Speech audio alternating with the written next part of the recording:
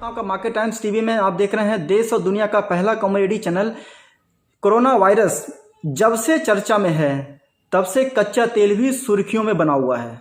जहां अंतर्राष्ट्रीय स्तर पर कच्चे तेल के दाम लगातार गिर रहे हैं, वहीं भारत में पेट्रोल और डीजल की कीमतें बढ़ रही हैं। पिछले महीने एमसीएक्स पे वायदा बाजार में कच्चे तेल का कॉन्ट्रैक्ट निगेटिव वैल्यू के साथ में क्लोज हुआ। वहीं निवेशकों के दृष्टिकोण से क्या रहेगा कच्चे तेल का भविष्य, इस पे चर्चा की हमने आज एंजल ब्रोकिंग के एवीपी मिस्टर अनुज गुप्ता से। उन्होंने बताया कि निवेशकों के दृष्टिकोण से कच्चे तेल में निवेश करना चाहिए या नहीं करना चाहिए, ये जोखिम भरा हो सकता है या नहीं हो सकता है, इसी के ऊपर हमने चर्चा की है। आइए सुनते हैं मिस्टर अनुज गुप्ता के व्यू। सर स्वागत आपका मार्केट टाइम्स टीवी में। जी सर जैसा कि हम देख रहे हैं कि दुनिया भर में लॉकडाउन के चलते पेट्रोल और डीजल की खपत में काफी गिरावट आई है। और पिछले महीने हम देखा कि जो पिछले महीने में एमसीएक्स पे जो कच्चे तेल के कॉन्ट्रैक्ट में क्लोजिंग हुई है वो माइनस में हुई है। तो ऐसे में सर कच्चे तेल का भविष्य क्या होगा, क्वेश्चन वन। सर दूसरी बात क्या ऐसे में निवेशकों को कच्चे तेल का कोई अल्टरनेटिव ढूंढ लेना चाहिए? देखिए, पिछले महीने क्रूड में जो नेगेटिव भाव आए थे उसके पीछे रीजन ये था कि जो वहाँ पे डिमांड थी वो खत्म हो गई थी और जिसकी वजह से सप्लाई जो थी वो बढ़ गई थी। और सप्लाई इतनी बढ़ गई थी कि वहाँ पर जो क्रूड था उसको रखने के लिए जो जगह थी वो भी कम पड़ गई थी, जिसकी वजह से क्रूड के भाव नीचे आते हुए दिखाई दिए थे। तो और सर अगर हम जी तो सर जो जो जो है डिमांड पहले कम हो गई, तो जो पिछले महीने का जो है हालात थे दुनिया में लॉकडाउन के, वही हालात अभी इस महीने में भी हैं। तो क्या कच्चे तेल की कीमतें फिर से अभी नेगेटिव में क्लोज होने वाली हैं? देखिए, क्रूड के जो भाव चलते हैं वो जनरली डिमांड सप्लाई पे चलते हैं। पिछले बार हमने यहाँ पे डिमांड बिल्कुल खत्म होती हुई देखी थी, जिसकी वजह से भाव नेगेटिव में गए थे। हालांकि अगर हम देखें तो कुछ इकोनॉमीज अब दोबारा रीओपन होनी स्टार्ट हुई है धीरे धीरे, पर हमने देखा है कि पिछले महीने के मुकाबले करीबन 20 से 22% जो है क्रूड के भाव ऊपर आते हुए दिखाई दिए हैं। तो कहीं ना कहीं अगर हम देखें तो डिमांड यहाँ पर कुछ बढ़ने लगी है, क्योंकि इकोनॉमी जो है रीओपन हुई है। चाइना भी अगर देखें तो काफी लंबी छुट्टी के बाद दोबारा से ओपन हुआ है, और यूएस के अंदर भी देखें तो काफी इकोनॉमीज यहाँ पर रीस्टार्ट होती हुई दिखाई दी है। यूरोप भी कुछ कुछ स्टार्ट होता हुआ दिखाई दिया है। इसकी वजह से हमने क्रूड के भाव नीचे से रिकवर होकर करीबन $34 तक आते हुए देखे हैं।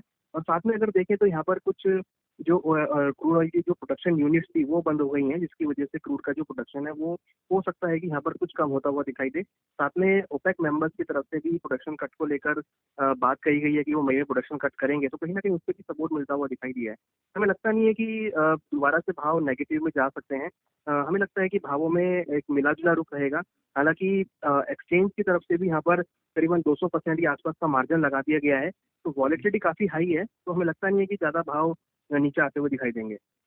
क्या सर आपकी नॉलेज के हिसाब से मार्केट में निवेश से कभी कच्चे तेल का कोई अल्टरनेटिव ढूंढ रहे हैं, या कच्चे तेल में रुझान निवेशकों का वैसा ही है जैसा पहले रहा करता था? देखिए, क्रूड ऑयल जो है एक ग्लोबल इकोनॉमिक कमोडिटी है। मीन्स क्रूड एक ऐसी कमोडिटी है जिस पे जब हम इसमें इन्वेस्टमेंट करते हैं तो एक तरीके से ये माना जाता है कि हम पूरे ग्लोब के ऊपर इन्वेस्टमेंट कर रहे हैं। तो उसका अल्टरनेटिव तो ऐसा कभी कोई नहीं है। हालांकि जो क्रूड प्रोडक्ट है वो हमेशा ग्लोबल कमोडिटी रहा है। तो हमें लगता है कि जैसे जैसे आगे कंडीशन सुधरेंगी तो लोगों का इंटरेस्ट यहाँ पर दोबारा बढ़ता हुआ दिखाई देगा। हालांकि हो सकता है कि इतनी वॉलिडिटी बढ़ने की वजह से और मार्जिन बढ़ने की वजह से लोगों का जो ट्रेडिंग का इंडस्ट्री फिलहाल अभी रुक गया हो, मगर उसका अल्टरनेट अभी तक नहीं निकल पाया है। क्योंकि हमें लगता है कि क्रूड ऑयल एक ऐसा प्रोडक्ट है जो कि पूरे विश्व को फ्यूल देता है। तो हमें लगता है कि जब धीरे धीरे कंडीशन सुधरेंगी तो दोबारा से निवेशक जो है यहाँ पर अपना रुझान करते हुए नजर आएंगे। तो सर जैसा कि हम देख रहे हैं, जैसे एमसीएक्स पे जो परसेंटेज ऑफ ट्रेड था कच्चे तेल का देखें और नेचुरल गैस का देखें, तो नेचुरल गैस के परसेंटेज ऑफ ट्रेड में कुछ इजाफा हमें मतलब होता हुआ दिखाई दिया है। तो इससे हम अंदाजा कुछ लगा सकते हैं कि कच्चे तेल के कुछ निवेशक नेचुरल गैस की तरफ जा रहे हैं?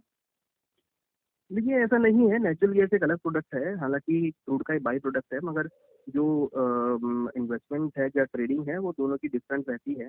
क्योंकि क्रूड के अपने जो फंडामेंटल्स है वो डिफरेंट हैं, नेचुरल गैस के जो फंडामेंटल्स है वो डिफरेंट है। Natural gas generally winter season में मूवमेंट देखने को मिलता है। हालांकि हो सकता है कि वेरी शॉर्ट टर्म के लिए कुछ निवेशक नेचुरल गैस की तरफ चले गए हों मोमेंटम की वजह से, बट ऐसा लगता नहीं है कि ज़्यादा सस्टेन करेगा। क्योंकि जो क्रूड में ट्रेडिंग है और जो नेचुरल गैस में ट्रेडिंग है दोनों के डिफरेंट डिफरेंट सेक्टर्स हैं। ओके, ओके, तो सर जैसे कि हम अभी अगर भारत सरकार की बात करें तो अभी हमें 2-3 दिन से न्यूज़ मिली है ऐसी कि पेट्रोल और डीजल में जो टैक्सेस हैं उनके लिए बढ़ाया जा रहा है, तो इसलिए जो पेट्रोल और डीजल की कीमतें हैं लगातार हमें बढ़ती हुई दिख रही हैं। जैसे कि जो जो केंद्र सरकार है उसने भी टैक्स बढ़ा दिया है और जो राज्य सरकार है वो भी अपना वैट जो बढ़ा रही हैं, तो इसके चलते और सेकंड थिंग जो वर्क फ्रॉम होम का ट्रेंड अभी चलता हुआ हमें दिख रहा है, तो इन दोनों के चलते क्या पेट्रोल और डीजल की जो खपत जैसी पहले थी वैसे ही अभी डिमांड लॉकडाउन के बाद हमें देखने को मिलेगी या उसमें कुछ फर्क देखने को मिलेगा? क्योंकि डेफिनेटली वर्क फ्रॉम होम से जो डिमांड है वो तो इम्पैक्ट करेगी ही, क्योंकि जो प्राइवेट व्हीकल्स हैं वो यहाँ पे चलने बंद हो जाएंगे।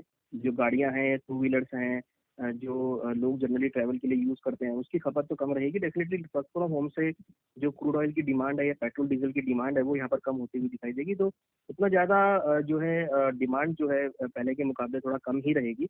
हालांकि लॉकडाउन में भी काफ़ी हम देखें तो पूरे भारत में करीबन 40-50% डिमांड क्रूड की यहाँ कम होती हुई दिखाई दी है। और वर्क फ्रॉम होम कल्चर से भी यहाँ पर डिमांड को बहुत बड़ा इफेक्ट पड़ेगा। और जो सरकार ने वैट बढ़ाया है ये कहीं ना कहीं राजस्व को लेकर कुछ यहाँ पर स्टेप लिए गए हैं, क्योंकि लॉकडाउन की वजह से राजस्व को काफी नुकसान हो रहा था। तो शायद उसके लिए हमें लगता है कि राजस्व को कंप्लीट करने के लिए रहा या फिर राजस्व इकट्ठा करने के हिसाब से वो वैट लगाए गए हैं। ओके, तो सर जो जून कॉन्ट्रैक्ट अभी है एनसीएक्स पे और प्लस जो जुलाई और अगस्त के कॉन्ट्रैक्ट हैं, तो इन सब कॉन्ट्रैक्ट के लिए हम निवेशकों के लिए क्या सलाह देना चाहेंगे सर? देखिए, अभी हमें लगता है कि फिलहाल थोड़ा सा इससे दूर ही रहें, क्योंकि यहाँ पर एक चीज़ समझने वाली बात है कि यहाँ पे जो एक्सचेंज ने मार्जिन लगाया है वो करीबन 200% के आसपास मार्जिन हो गया है। तो 200% इन्वेस्टमेंट करके जो रिटर्न है वो उतना फेवरेबल नहीं है। ठीक है, फेवरेबल नहीं है तो हम अभी सलाह नहीं दे रहे हैं क्रूड में इन्वेस्टमेंट करने के लिए। जब तक ये मार्जिन नीचे नहीं आते तब तक हमें लगता है कि फिलहाल मार्केट से दूर रहें, या फिर जब तक इसकी वॉलिटी खत्म नहीं होती है तब तक थोड़ा मार्केट से दूर रहना चाहिए। क्योंकि अगर हम देखें तो रोज कभी इसमें ऊपर का कभी नीचे का सर्किट लगता है इसमें, तो जब तक ये वॉलिटी खत्म नहीं होती है तब तक इसमें दूर रहें, क्योंकि 200% मार्जिन देने के बाद उसका रिटर्न नहीं निकल कर आ रहा है, तो फेवरेबल रिस्क रिवॉर्ड नहीं है। तो हमारी सलाह है कि फिलहाल अभी क्रूड ऑयल से थोड़ा टाइम के लिए दूरी बना के रखें। ओके, बहुत बहुत धन्यवाद सर हमारे साथ जुड़ने के लिए। Thank you very much sir. हमने अपने एक्सपर्ट को सुना, निवेशक कच्चे तेल में रिस्क को तोल मोल कर ही निवेश करें। हालांकि इस महीने कीमतों में बढ़त देखने को मिली है, वहीं पर कंपनियां वर्क फ्रॉम होम और ऑनलाइन के जरिए कारोबार को तवज्जो दे रही हैं। ऐसे में महामारी के बाद कच्चे तेल की खपत में बदलाव जरूर देखने को मिलेगा। फिलहाल कच्चे तेल की इस रिपोर्ट में इतना ही। आप हमारे साथ बने रहिए, देखते रहिए मार्केट टाइम्स टीवी। धन्यवाद।